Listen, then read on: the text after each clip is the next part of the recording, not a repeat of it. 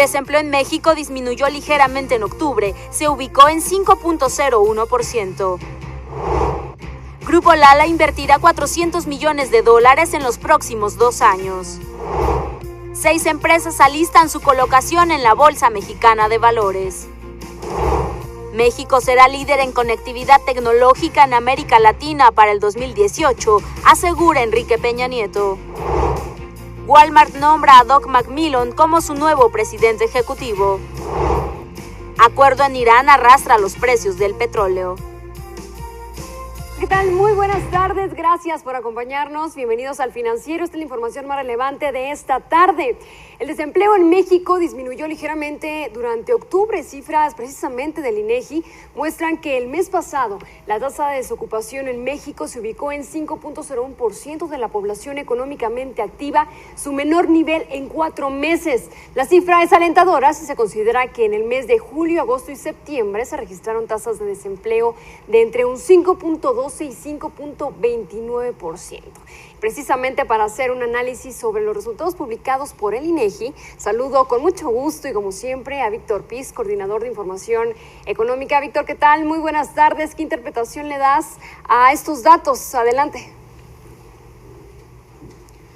¿Qué tal, Lucero? Muy buenas tardes. Efectivamente, como dices, hoy el INEGI reporta una tasa de desocupación de 5%, podríamos decir, en números redondos para el mes de octubre. Es un indicador más que habla de la recuperación incipiente que está teniendo la economía mexicana. Como dices, es una tasa la menor en los últimos 4 meses. Además, es una tasa que estuvo por debajo de lo que esperaba el mercado, esperaba una tasa más alta, y claramente está ya iniciando una tendencia descendente. Hay que recordar que en septiembre, un mes antes, esta tasa llegó a 5.3%, alcanzó un pico en ese mes y bueno, ya está en 5%. ¿Qué quiere decir esto? Quiere decir también que aun cuando está bajando, todavía está por arriba de ese nivel de 5%, y significa, Lucero, que todavía hay 2.7 millones de mexicanos sin un empleo formal, sin un empleo fijo, y en ese sentido, pues en la medida que la economía se vaya recuperando y que vaya acelerando su ritmo de crecimiento, seguramente esta tasa de desempleo tenderá a reducirse y podrá colocarse por debajo de 5%, que es lo que esperan los analistas en los próximos meses. Víctor, y bueno, en relación a otro tema, el de la balanza de pagos, este registro de todas las transacciones económicas entre un país y el resto del mundo, ¿cuáles fueron las cifras de inversión extranjera en México durante el tercer trimestre? Efectivamente, ese es otro indicador importante que hoy se conoció. Este dato lo da a conocer el Banco de México cada 3 meses y lo que refleja, como dices, es las transacciones que tiene México con el resto del mundo. Hay, digamos, algunas cifras interesantes. En materia de inversión extranjera, hay que decir, Lucero, que en el tercer trimestre del año hay una recuperación en los flujos que capta el país, tanto vía directa, o sea, inversión productiva, como inversión de cartera, si estas cifras se comparan con las que se recibieron en el segundo trimestre del año. Sin embargo, si se comparan las cifras del tercer trimestre con igual periodo de 2012, hay una caída en el tercer trimestre del año en ambos indicadores, tanto en inversión extranjera directa como en inversión extranjera de cartera, que es inversión que básicamente llega a los mercados financieros, a invertir en bonos que emiten tanto el gobierno federal como las empresas, como inversión en acciones de empresas mexicanas que están cotizadas en el mercado de valores. Pero hay que recordar, Lucero, también que en este año hubo una operación muy importante que fue la compraventa de Grupo Modelo, que se reflejó de manera relevante en las estadísticas de inversión extranjera del segundo trimestre del año. Esa estadística ya no la vamos a tener para el tercer trimestre del año y es justamente lo que estamos viendo en los datos que hoy reporta Banco de México. Víctor, gracias. Muy buenas tardes. Gracias, Lucero. Buenas tardes. Y más información, también le informo que Grupo Lala invertirá $400 millones aquí en México y Centroamérica en los próximos 2 años. Durante la ceremonia por el inicio de operaciones del grupo en la Bolsa Mexicana de Valores, Eduardo Tricio, presidente del Consejo de Administración de este corporativo, pues asegura que esa cifra es histórica para toda la compañía.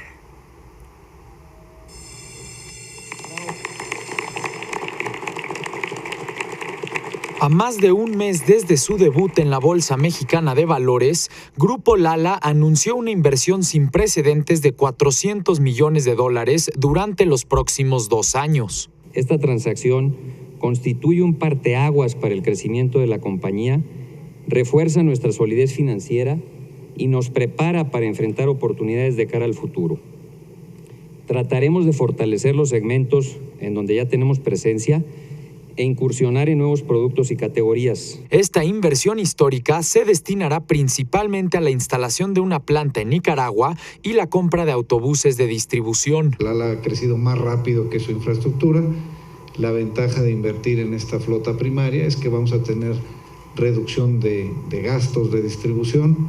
No pensamos llegar al 100% de distribución primaria propia, pero sí a un 70-75%. Además, Lala planea continuar con su expansión operacional dentro del continente americano. Hay muchas oportunidades en México y también en Centroamérica, que son los mercados prioritarios para Lala. No obstante lo anterior, sí vamos a identificar oportunidades en algunas otras latitudes, principalmente en América Latina, y en algunos segmentos específicos en Estados Unidos. Este ambicioso proyecto fue posible en gran medida por la sobredemanda de las acciones en su oferta pública. Estamos festejando la colocación más importante, más significativa que tuvimos durante este año, y esta es la colocación del Grupo Lala. Lala salió a bolsa a un precio de 27.5 pesos por título, recaudando más de 14,000 millones de pesos. La colocación fue del 18.5% del grupo. Para El Financiero, Omar Haddad. En el mercado bursátil mexicano, el presidente de la bolsa, Luis Telles, aseguró que 6 empresas alistan ya su colocación.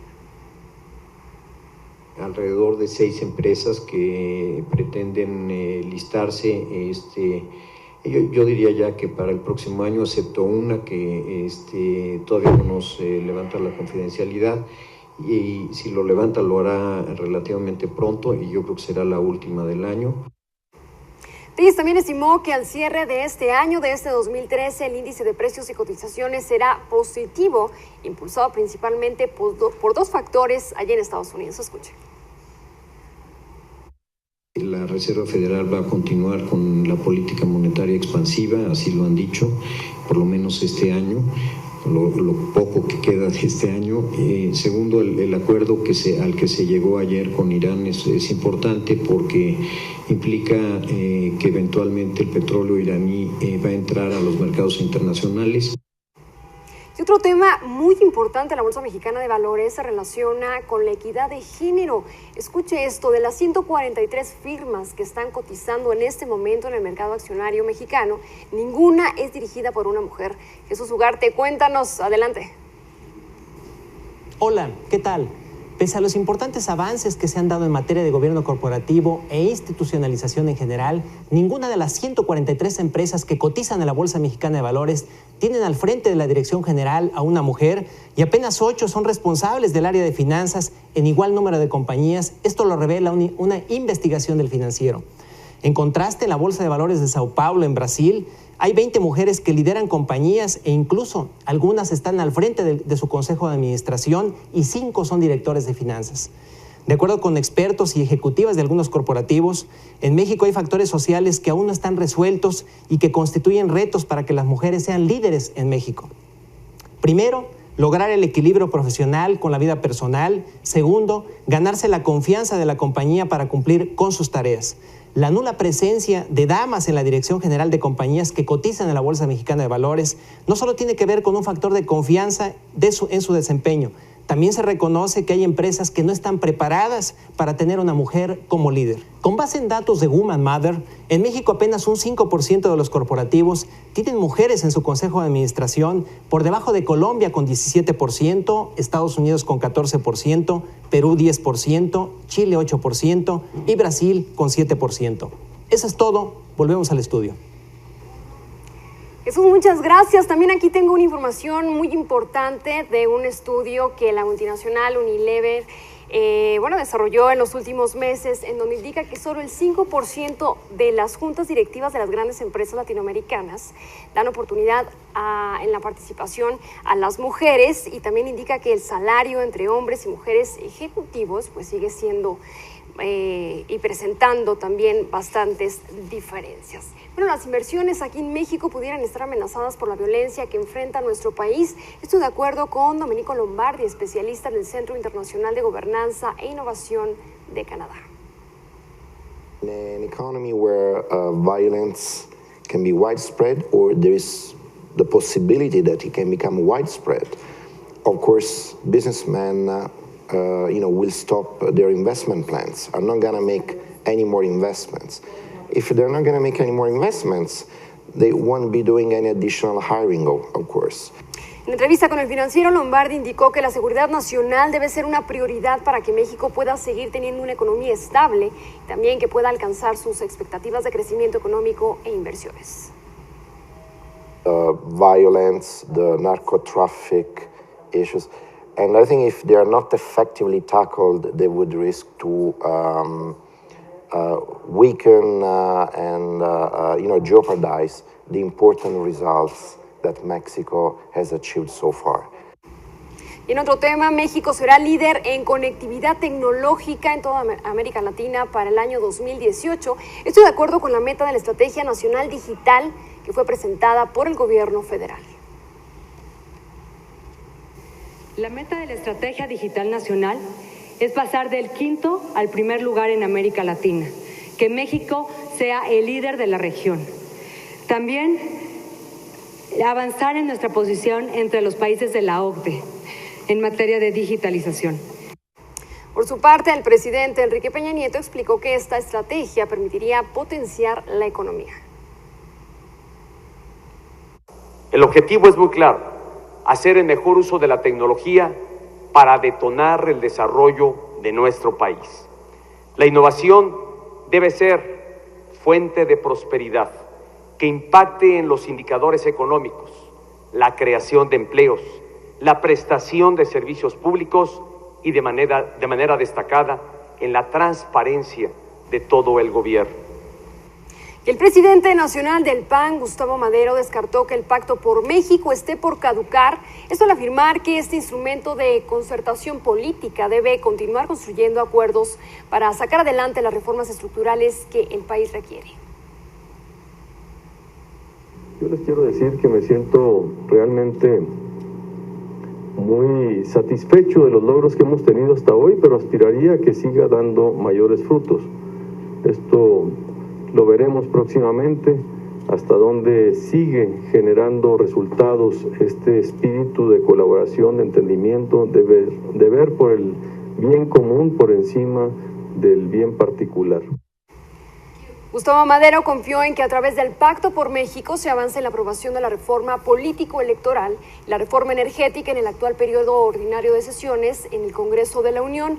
El presidente nacional del PAN también presentó una reforma política para el Distrito Federal que propone el fortalecimiento de las delegaciones, que incluya su descentralización financiera, democratización de la Asamblea Legislativa y también una ciudadanización de los órganos autónomos. Madero dijo que la iniciativa es un paso firme para lograr la constitución política del Distrito Federal y así convertirlo en el estado 32 del país con autonomía e independencia.